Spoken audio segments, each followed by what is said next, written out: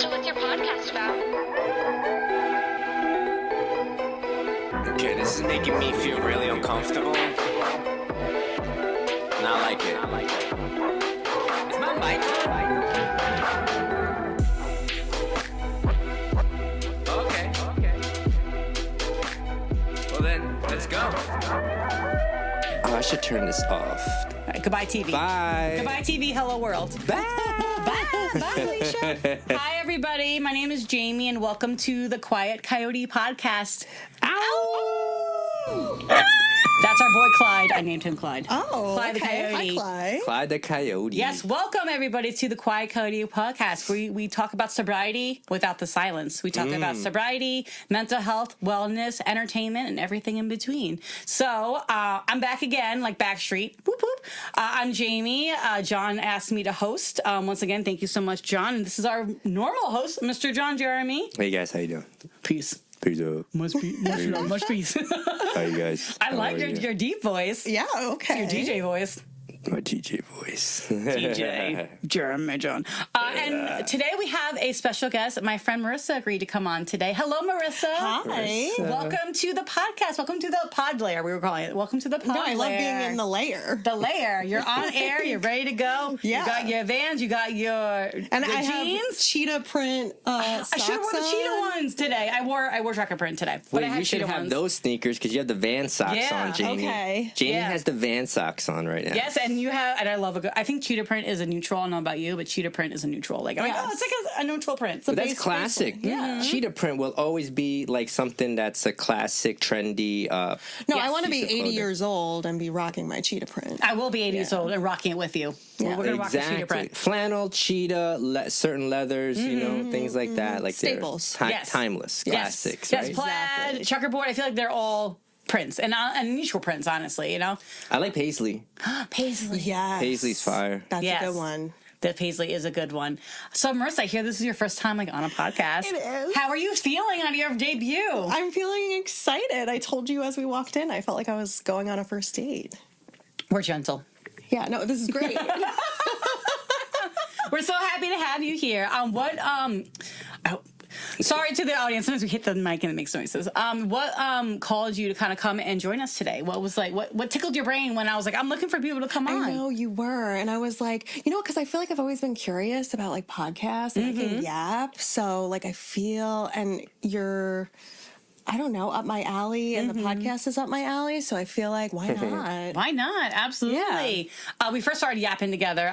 We met maybe like 2 years ago, I want to say, a year and a half ago. Yeah. Because I haven't been to 0 to 100 since I got bronchitis last time I was there. Not from there, but like doing a cold plunge in January probably wasn't the best idea because I literally got bronchitis. No. That was January of 2025. Yes. So Marissa and I met at 0 to 100. And I've told you about 0 to 100 shout out. before. Explain it again. So 0 to 100 is run by two very nice gentlemen, also in recovery.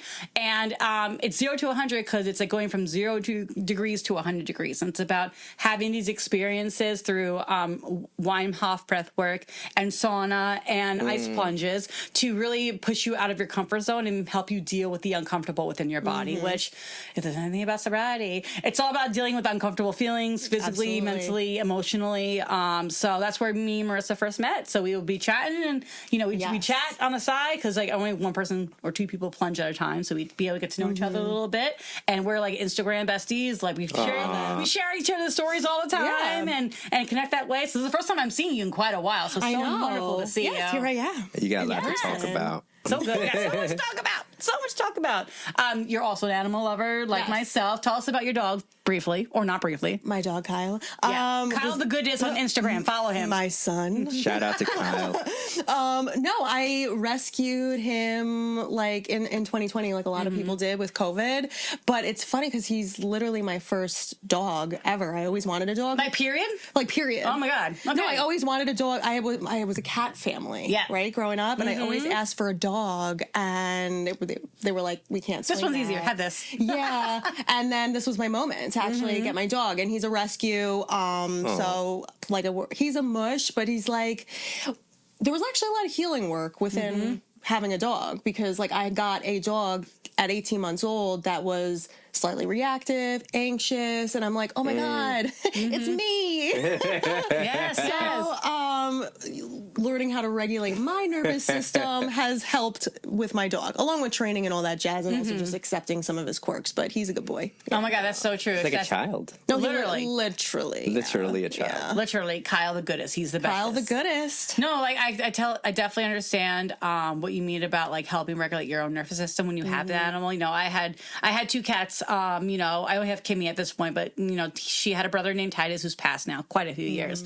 But like, you know, when I was anxious about whatever it was, you know, they would fight sometimes. That was very stressful to go through a cat fight. It's not fun. It's like, and you know, getting them to the vet, like that would give me stress as well. And they could feel it. Like, you know, like I would feel my heart rate starting to go as soon as I pulled in front of my house. And I'm like, Jamie, you gotta chill out. They're gonna feel this, you know, they're gonna know, whatever. They're in tune. Yeah, you got it. They're very in tune, whatever. So like, you know, I always got them to where they had to go and always kept them safe. However, you know, certainly my anxiety and my dysregulated, unregulated nervous system did not help the situation, you know, to be able to make them feel okay and calm. Correct. And now Kimmy is chill AF. She is a chill girl, you know, living her best life. She's like, you're leaving? I'm like, yeah, I have to go meet my friends. Not about you, girl. Right. You know, leave you unattended. It's okay. You'll be fine. You know, so when I can't find Kimmy at night, John knows this. I say that she's gone to Narnia, like she's in the closet in Narnia because I can't find her usually because she's black first off. But like, you know, when cats are chilling and hiding, like, they're not coming out. So I'm like, she's just in Narnia right now. She's like visiting her friends on the other side of the closet. That's so funny. Yeah. If it's out. She's ready. She's ready. Yeah. dark room and all of it, she's just like there the whole time. You're like, where did she go? Yeah, you just see a bunch of eyes. Yeah, just like, eyes. You know, her two eyes. That's it. Especially when she's black, you know. And she loves to be underfoot, so I have to be careful when I'm walking. Literally, like I'm like, I don't want to step on you. You're literally black, and it's dark. Like, what are you doing, girl? Can't even. What are you doing? What are you doing? So something that we talked about before we came on to just get into the meat of it, right? Yeah. Like I said, I'm an avid follower of Marissa's Instagram stories, and today she posted something which I thought was cool, and I don't think I've talked about since I've been on the podcast with you. It was a goat. Like smiling, you live in its best smiley life. Yeah. And above it said, how your inner child feels once you, rewrite your narrative, your childhood experiences, you know? And I thought that's such an interesting thing to think about, especially for those of us in recovery about, you know, because for me, I know a lot of my rules I had for my life were written in childhood about what's okay and what's not okay. So I'm curious, we'll go to you first, our guest. What is something that you're working on now to rewrite about your childhood narrative about yourself and your experience? What is something I'm working to rewrite? Yeah, I feel like, and what's interesting too is because like I'm like I also need extra help, so I go to therapy. But I also believe therapists should go to therapy too. Like it's a helpful tool, you know. But sorry, I've also learned that it's like okay, inner child work. It's like childhood, little Marissa, but that also includes like adolescent Marissa too. So it's like the spectrum of childhood and all these narratives, and there's things that I learned where kind of like safety isn't guaranteed when you're like younger, and it could even be like it sounds ridiculous, but it's actually like not. I've done some work of peeling back the layers of like even having nightmares as a child and like trying to seek safety and like a parent. Yeah. And then like not getting the need met and being like, all right, I guess I'll just lay in bed paralyzed and like not seek. You know what I mean? And it's like but another big one, I think, just for me and my journey is that like I don't need to earn love. Like I don't need to like tap dance. I don't need to like make myself more valuable. I don't need to make myself. I also don't need to make myself small and like not like just being convenient. Yes. Ooh, just being convenient to someone. Yeah. You know, sounds like what you're trying to rewrite in yourself is that love is your birthright. Like love is just there. Like just love exists. Love exists for you, and you don't need to do anything to have that love. I love that. Yes. I love that. All the love. No, I'm all about love. I love love. I'm a lover girl, romantic. I grew up off that, like Romeo and Juliet, which actually is kind of like disturbing and toxic. Yes, but it is. We talked about that. Yes, we did talk about that on another episode. Okay, I love that. But yeah, I would like pretend to be like Juliet on my stairs at home at like 8 years old. Yeah. So So, and what are you doing to kind of like enforce this new narrative that you're trying to rewrite for yourself? Like, what do you do to remind yourself or, and embody the fact that, love is your birthright? What do you do for that? Well, I feel like part of it is just like actually just being my authentic self, which like is a constant evolution of like we're always changing too. So like my authenticity like could be one thing another day and another thing another day. It evolves. It's fluid. But like the more I can just get in touch with like who I am and like who I want to be, then like I'm able to even be loved to begin with. And then kind of go from there of I don't know. I do just I'm pro-love. Pro-love. We love it. We're not. We don't have opinions on pro-life or pro-choice. Although Pro-love, yeah. We're pro-love. Yes, I love that. And what I love about at least what you present out there, is that you are a joyful person and you make choices to bring joy into your life all the time. Yes. Whether it's your silly goose dances or whatever you call them or what have you, or just be there for your friends and your family. I see that because I feel like joy is love. Like joy is love embodied. Like you love yourself and your life of this person so much that joy just radiates out. So thank you for being joyful. Oh, you're What's welcome. the silly goose dance? Oh my God, tell Because we have a silly goose gang. Yeah. Okay, well, can I join? Yes. Yeah. Because like 100%. You have to, you instead of getting jumped in, you have to dance in. So oh well, like that's like go. my like natural state is like dancing and like moving and grooving, which is like amazing. But no, I was reflecting more recently, just and I feel like you even said it before we started this, of just kind of like the vastness of the world, where it's like in that breath it's like nothing matters, but then like in the same breath like the smallest littlest thing can matter like a whole lot. But so I was just reflecting on like the heaviness of it all and feeling like really what I'm supposed to be in this world, like my job on earth right now, is to love people just because and to be a silly goose. And that's like going along the lines of like just being so silly. But you're referencing like I made a reel like kind of articulating this, and I just put all these different clips of me just dancing like a buffoon. Where's that? That's on your... That's on my Instagram. On the gram. I'll send it to you. Well, tell us so the followers and people can hear us. Do you want people to follow you on your Instagram or you want to keep it private? Is it a private Instagram? It's a private Instagram, but you can follow me. Yeah, we can tag you and tag me. We love follow tagging you. We want to like give you credit for the effort. Yeah, my Instagram is just my name, Marisa, Marisa, one S. And then KLIN. That's unique. 1S. Yeah, I like 1S, right? 1S. 1S. 1S Marisa. 1S Marisa. Yeah. Sounds like a pop group. I like it. Because I was telling Jamie, looking at my algorithm, like, what the heck? I was like, Switzerland and like UK and like Germany, all these people that listen all over the world. I'm like, what the heck is this? I was like, I didn't realize that. Like, you're Miss Worldwide now, like Pitbull, but Marisa. So if you get some guy from Zimbabwe following like, it's probably John. Okay, interesting. I will keep that in mind when I'm betting my... Yeah, don't approve people. Yeah, you got to vet them out. You said something that our friend Chris, she comes on, she has about over 25 years sober. She's like my age, so she's young. Well, I hope I'm young. You're young. You're young. We're always young. Yeah. She's 25 years sober, but she says that like she came to the conclusion that nothing matters and everything matters at the same time. Correct. And that was just like, wow, that was really... exactly what you just said. And, like she had said and none of this is an original thought too.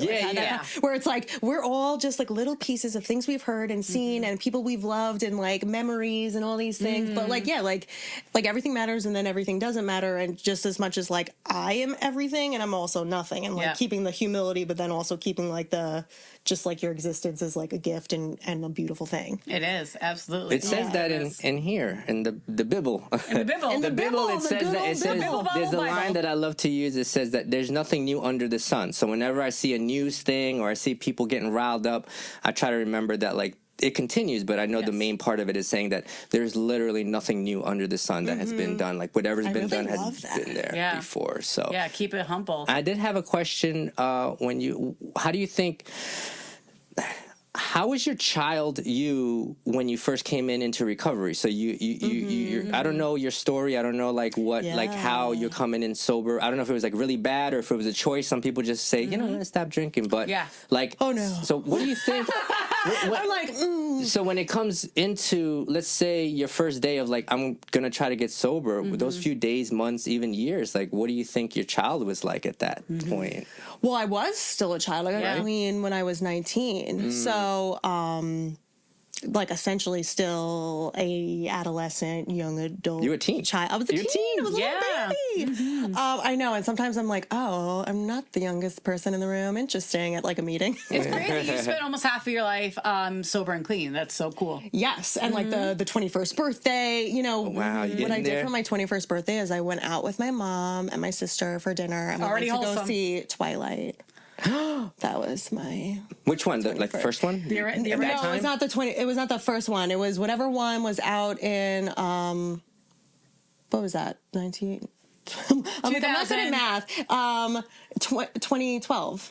So probably it was probably one of the Breaking Dawns then, where they Yeah. do the fighting. Yes. Those were not the good ones. So This is a very controversial question, but do you mind me asking? Is Yes. Team Jacob or Team Edwards? You know. I'm Team Charlie, who's Oh my God. Bella's dad. Yes. The mustache. The mustache and the truck. He protects the town, and he's weird and awkward, and he kind of doesn't know how to relate to Bella. I'm Team. I'm Team Charlie Swan. No, actually that though, but Good one. That's I a think good- so. I feel like I was Team Edward growing up, but like I feel like I've evolved. I feel the same way too. Yeah. Yeah. Maybe because well, it's about Edward, right? Like, yeah, it's about. But then, like, That's I rewatch interesting. the movies or reread the books, and I'm like, you know what? Jacob kind of was like really there for his girl Bella, and No, I know. you know, like was a friend first, and didn't ever abandon her, and go to like Italy, whatever. Like, No, yeah. I was gonna say maybe that actually. Now I'm thinking about it. This is attaching back to like childhood. I'm like, Yeah. oh yeah, I love Edward because like, please let me seek your love and Please, I just want you to love me. Just love me. Oh God, yeah. Yeah, just love me. Yeah. So for those of you who don't know, I don't know how you not know if you're under the age of 40 or 45, but Edward's character is kind of like detached and brooding, and is trying his best to keep Bella away because he thinks he knows best, and he's like, I'm the avoidant. Yeah, because he's like, well, I'm a vampire. He didn't tell her that yet, but he's like, I'm a vampire. I can't have you like love me. Like, get the F out of here. Spoiler. And she's like, I'm in love with you. You haven't seen it yet. Spoiler. 20 years later. 20 years later. 20 years later. As I do the SpongeBob meme. No, yeah. So I was definitely Team Edward, but then I think now, I also like, I follow Taylor Lautner, and he's like really funny. Like Oh my God, he's so funny really now. funny. Like Plot he like really twist, makes fun of okay. himself. Yeah. And although Robert Pattinson's out there, I feel like he doesn't have like an out of their personality like Taylor Lautner, where I'm like, dude, I want to go watch Twilight now because Taylor is just like killing it, on SNL or whatever he's Yeah, been no, on. I'm not like here for the too cool, avoidant energy anymore. I used to be. in my no, exactly. In my here and now, adult, mostly healed. We're healing Yeah. as always, but like that's just no. I like the enthusiastic guy. Yeah, I want you to be obsessed with me, like, period. Like, No, and that's literally what I have found in my current relationship, Mr. which PJ? like Mr. PJ, shout out. Love you. No, because it's been a trip. It's been a Yeah. journey. So like going back to, I guess, your like original question of like when I was 19 years old and like baby Marisa, teenage Marisa, that's just like, a shell of who I was and like trying to, and it was bad. Like I was in institutions and like hit a rock bottom at 19 years old that I needed help and it was like I just wanted the pain to stop and like Yeah. trying to figure out my footing and just so it has been it's been like eras of recovery. Thank like God. Taylor Swift, yes. Yeah, Eras. eras. And I'm not a Swiftie. I'm not either. My coworkers are, so I'm a Swiftie by association, but I'm not a Swiftie. So. Yes, but so there's been like eras in my time, but I'm grateful to be where I am now, but I also am grateful for like every version. Yes. Yeah. Yeah, every version got you to where you are today, Yes. So that's why we can't like, shame ourselves or judge ourselves when we're going through hard times, even in sobriety, because sometimes you have this idea that like, oh, like I should be chilling because I'm sober, like, I'm not drinking or drugging, like everything should be fine, and I don't feel fine, and I think we talk Right. about this a lot here, that there's beauty in embracing the messiness of being human, Yes. and it's hard and annoying, but we do it anyway. No, yeah, I literally, well, because I write like full moon affirmations, and it's a full moon tomorrow. And it's Scorpio full Get your moon water out, okay? Get your moon. No, Make literally, your I moon have an water. alarm in my phone for tonight to put out my moon water. But one of it literally is like, give myself grace, like let go of this expectation that you're going to heal perfectly. Like the whole human experience is messy. Yes. But it's beautiful. And it's because of that. Yeah. Imperfection. Jason Mraz writes a beautiful song. It's called A Beautiful Mess, literally. Okay, love it. Love Jason Mraz. And even in the song, it goes through like sweeps of like being very like high, all the fun, and being very depressing and whatever. You know, it's just about the beautiful mess we made. And I think it's about a relationship, but I can relate that to this conversation. Yeah. Embracing the beautiful mess, you know? Yeah, and when I first came into recovery, it was a lot of not understanding, following what everybody was doing, getting a lot of guidance, and then I grew out of that guidance. Like my second sponsor, I had to leave him because he was like yelling at me. Like he was, the way he was talking to me, I was like, this isn't good. So that's why I didn't show people or like didn't want to open up. I have like that's a traumatic thing. Like most my recovery was people like. When I did say what was going on, they'd be like, you're doing it wrong. That's wrong. Or you shouldn't be. I'm like, oh, crap. Like, you know, I don't know what to do. Well, and like, let's just be real. I know for me at 19, I was going to do what I wanted to do. And I Can't tell her nothing at 19. No. And I met a boy at rehab, and I followed him. Romance. And I followed him to a recovery house, and we were fraternizing. And I had a sponsor, and I actually, fortunately, the universe, I have the same sponsor this whole entire time. But when I told her about that, she was like, just keep calling me. She's like, that's fine. You could do that, but you might just like have to work a little bit harder.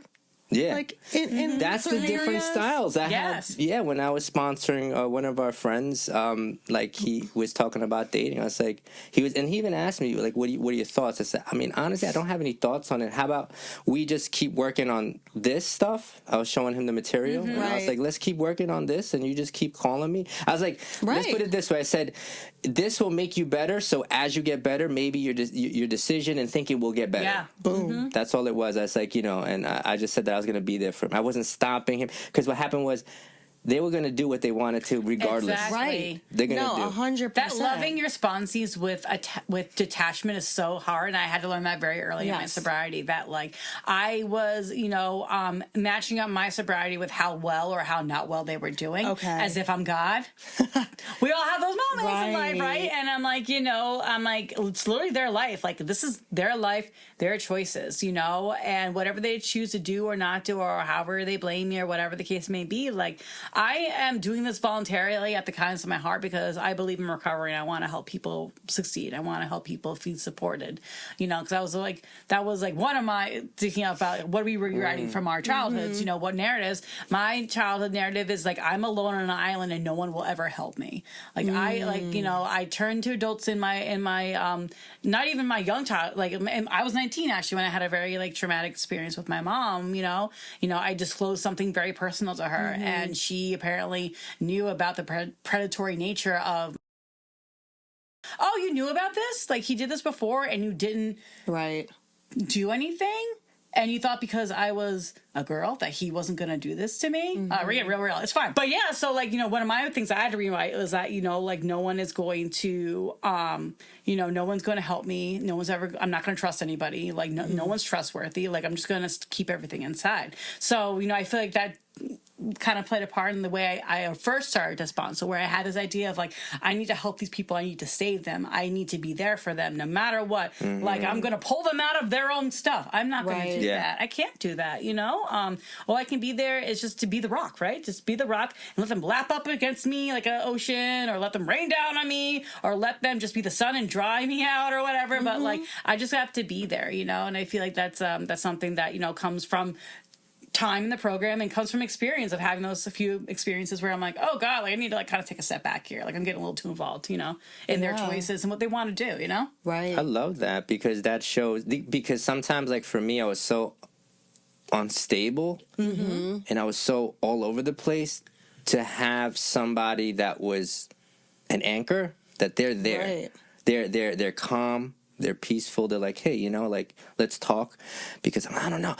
No, the stability. And that's the thing. No, but literally my sponsor, I was living in a recovery house, and they said part of the deal here is you have to go get a sponsor. And I was like, all right, I guess I'll go to a meeting. And I was like, kind of like scanning who had the year or more. Yeah. And like, and You're my, like, you. no, and I'm like, all right, how many women are in here? Yes, you know. And like my sponsor was just like talking about kayaking. Was just like, yeah, I just really enjoy my kayaking, and like, you know what? I'm like, My simple sober life. I you mean, know? she seems pretty cool, but like that was actually a glimpse into like you're talking about just like the like even keel, like I'm gonna take care of myself, I'm gonna go on the water, and like, yeah, you can have a moment, and I'm gonna stay kind of even keel in that process. So, and it's turned into like a beautiful relationship. But yeah, there's been different twists and turns for sure in the recovery, and like I think even like as I got maybe a couple years clean, 2-3 years,